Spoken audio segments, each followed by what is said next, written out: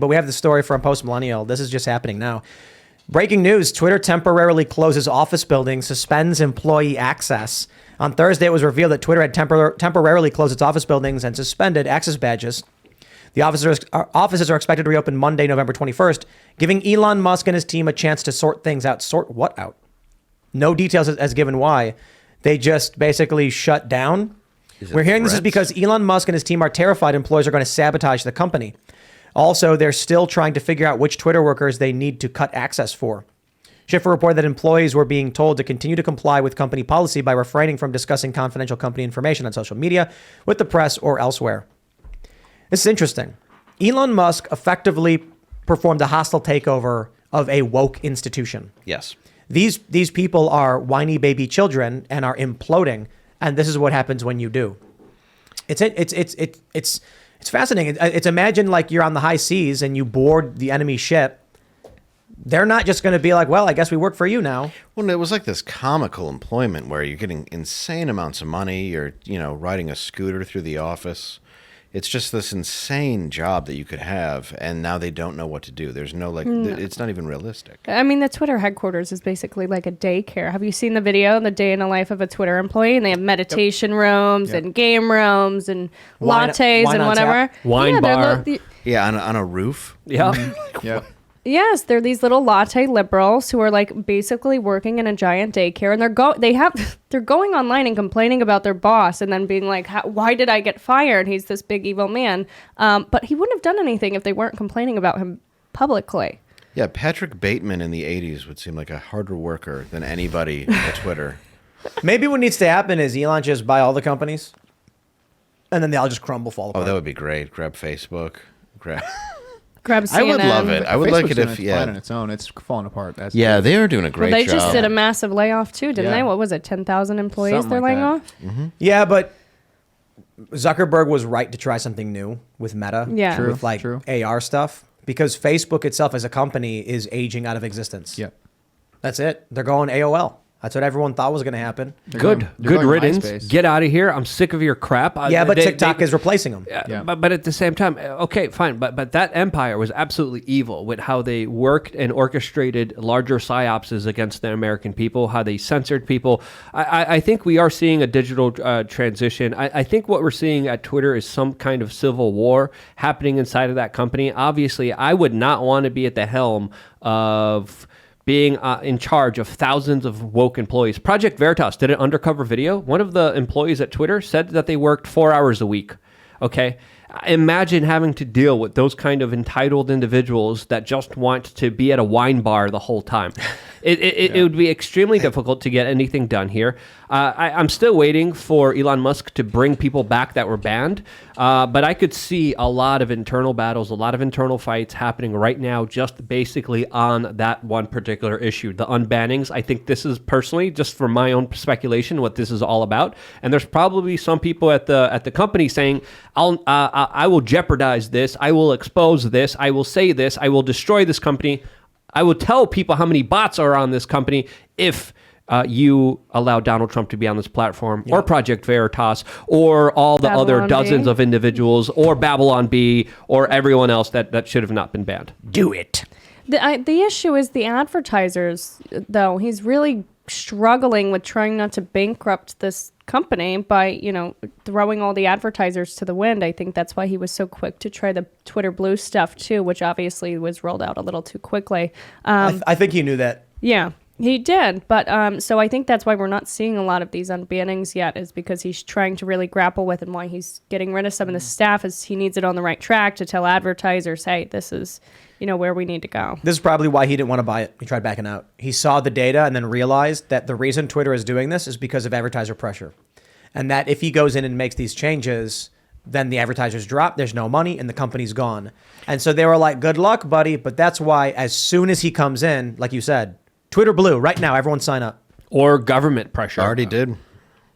You signed up? Yeah. I did, but he needs to implement a class structure there, because I bought Twitter Blue and my check mark My check mark used to say this person's verified because she's really cool and super important, and now it says it's because I pay for Twitter Blue. Yeah, It's fine. Everybody can know it's because I pay for Twitter Blue. Elon says that too. He made a Yeah. mistake with that one because right now he is saying he's going to remove legacy badges and they're going to drop off the next couple of months. Fine, but bro, if you're going around saying like you can have the limited edition first edition badge or the like the reprint, I don't want a reprint.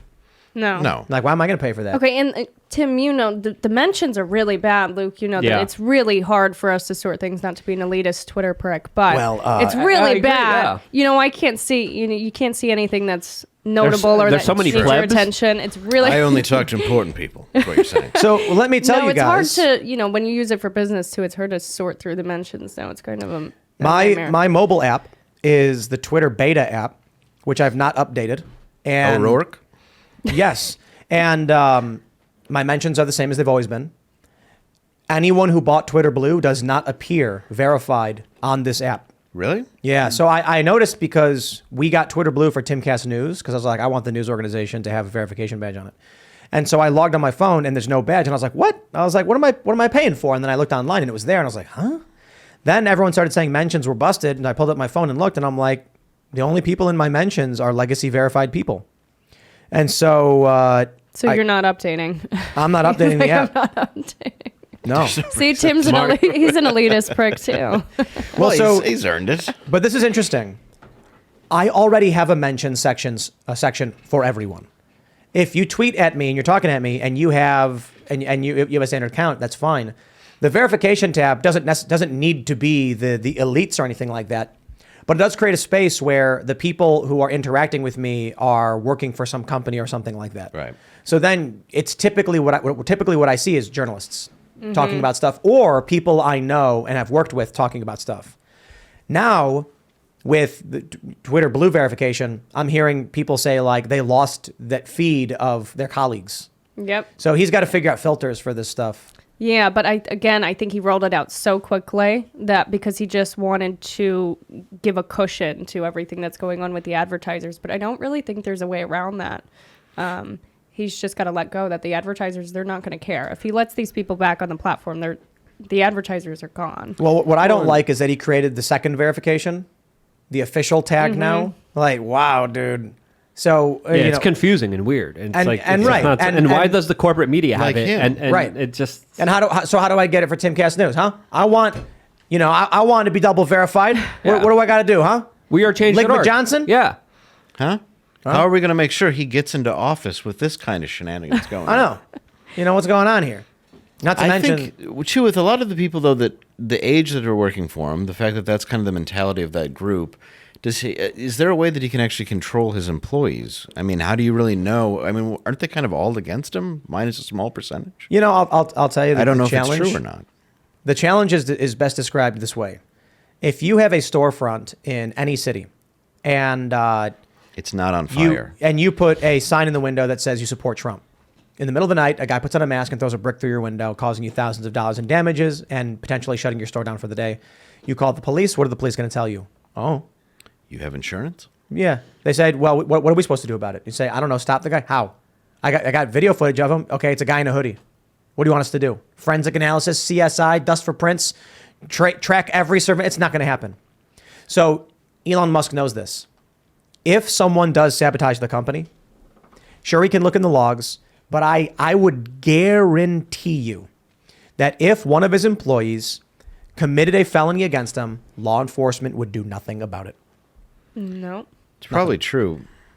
Unless it's he would have to- pro-establishment. Well, And he then- would have to use his own people to actually press charges against him and go that route. That would Do you never. think it's It'll possible? never happen. You don't think so? Absolutely not. If it was the other way around, Yeah. hands down. Oh, of course. If, Well, if, yeah. if Twitter was owned by Jack Dorsey and Vijay Gadde at the helm, and it was pro-Democrat like it had been for years, Oh, for sure. and an employee sabotaged it because they were tied to the political bias, they'd be locked up in 10 Oh, seconds. I agree. And I'm not saying this based on like perceived political bias. I'm saying it based on actually looking at how law enforcement's been operating in this country and personal experience. If someone commits a very serious federal crime, it just doesn't happen. Like I've talked to law enforcement, like swatting is a really great example. I was just going to bring that up, but I didn't know if we were supposed to go there. Right, exactly. I was going to say, is that specifically what you were mentioning? Partly. Yeah. But we have evidence. And so, we've talked to multiple law enforcement agencies and they're just like, guy, you have armed guards, you're fine. And then I'm like, dude, this is like gone on too much. They're committing crimes. And they're like, don't care. Sorry, have a nice day. It's nothing. It's been a year. Yeah, it's been they're a year. using They're your useless. people to commit crimes and you don't care. But the issue is now that we are paying for it, Right. now that we pay for armed guards and things like that, they're like, oh, so we don't got to worry about it anymore, right? So what? And I'm like, okay. They don't care in general, though, because I know I had a really bad stalker. Lauren Southern and I had the same stalker. I stopped. It was it was very, Now very... you're here. I know. Well, she It lifted was the restraining really, order. it was really bad, and I remember, it got escalated up to the FBI, and I had the FBI. He was the head of the cyber crimes division, and he calls me, and I said, "Yeah, a lot of this stuff is happening on Twitter. The guy's made like 300 plus YouTube videos about me." Good Lord. You know what the guy at the FBI, the head of the cybercrime division, you know what he told me? He said, "Have you tried calling Twitter?" I said, "Sir, with all due respect, if you think I can call Twitter, you shouldn't be head of the cybercrimes unit." Serious. He told me Yeah, to seriously. call Twitter about a stalker, a very serious stalker I had. The FBI. That's amazing. Well, if Have there's you a called if there's a Twitter? I if there's a traffic swear. violation, the cops are there and it generates revenue for the state. But your life's in danger, they don't give a damn. That's usually the protocol of what's happening here, and it's very interesting to see what's happening because we have U.S. senators right now calling for the FTC to investigate Twitter and Elon Musk, as we have the whole FTX scandal with clients losing billions of dollars, and Yes. then they don't care about that. They're not really doing anything around that issue. The FBI is giving a warning to the guy saying, "Hey, we probably will be investigating you. This is your time to leave and escape right now." Literally giving him a warning. It's Well- almost like they laundered $40 million for the Democrats. Well, that's what it looks like. Absolutely. The crazy thing about FTX is it seems like what they were trying to do, what this guy Bankman Fried is saying is, hey, we didn't do anything on tour with your money. We didn't gamble it. We loaned it to Alameda. Yeah. And then Alameda does investments and they make investments with their money. They weren't gambling. That's what their company does. And the money's lost. Yep. My question, where was the money invested? Who benefited? Because think about the chain right here. Democrats. 11 billion people, $11 billion, obviously not 11 billion people, $11 billion in American money was in FTX. Gone now because it's transferred to Alameda. Alameda did something with that money. They didn't give $11 billion to Democrats. And why does it stop there? Why is the media just stopping here? Let's figure out where Alameda put that money, because I'm willing to bet there's more co-conspirators. Mm-hmm. So they basically are playing this game of, look, I'm just a company that invests in this, that, or otherwise. And Alameda came to me and said they wanted to invest. Don't look at me. The money's mine now. It's clean. How many steps until they actually take that money and doesn't come back? Yeah, it's like the cartel. Essentially. Well, it is. It's the same thing. It's money laundering. I mean, it's just completely, it's what do you do with cocaine? It's what you do with anything else. 40 million of it went to Democrats. Yes. 40 Yeah. million went to Democrats. For ballot harvesting, Yeah. largely. Of It's U.S. just- taxpayer dollars, Yes. essentially. And then you have these huge names that had a huge amount of money involved in it. So it's out there. It's completely public. I think there's also breaking news right now of the local government in the Bahamas actually taking control of the remaining FTX assets right now in the making of this video. So they also invested a lot of money in alleged tech startups, in allegedly global warming, and also fighting the next pandemic. Where that money went, I think we should be asking a lot of very serious questions, because people were defrauded. People lost their money. That money, of course, was sent to politicians, not just Democrats, also GOP causes and Republican candidates as well, and their super PACs. So we have to understand, protection money goes both ways. How will it protect him? What's going to happen next is going to be really, really interesting and fascinating to see how rotten and corrupted the entire system is. Thanks for watching this clip from the Timcast IRL podcast. Hang out with us live Monday through Friday at 8 p.m. and become a member over at timcast.com for uncensored, members-only shows exclusive. Thanks for hanging out, and we'll see you all next time.